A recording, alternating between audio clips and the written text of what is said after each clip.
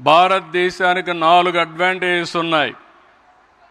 ఒకటి, ఆర్థిక సంస్కరణలు వచ్చిన తర్వాత ఆలోచన విధానం మారింది.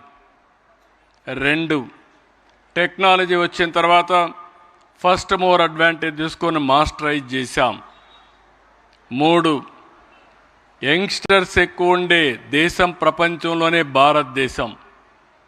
4, ఒక సుస్థిరమైన ప్రభుత్వం ఉండే దేశం భారతదేశం.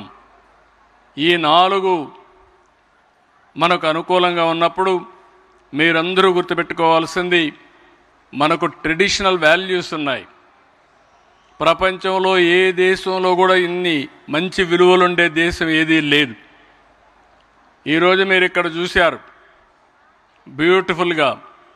ఒకప్పుడు మేము ఏదైనా యాన్యువల్ డే పెట్టాలంటే ఒక డయాస్ వేసి ఆ డయాస్ మీద ఇలాంటి సాంస్కృతిక కార్యక్రమాలు నడిపేవాళ్ళం.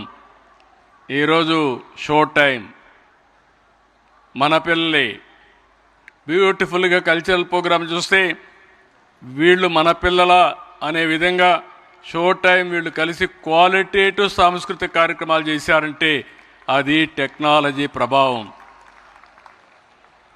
అందుకే నేను మిమ్మల్ని అందరినీ కోరేది, మోడర్న్ టెక్నాలజీ అలవాటు చేసుకోవాలి. ఇంకో పక్క గ్లోబల్ నాలెడ్జ్ని ఎప్పటికప్పుడు అధ్యయనం చేసుకోవాలి.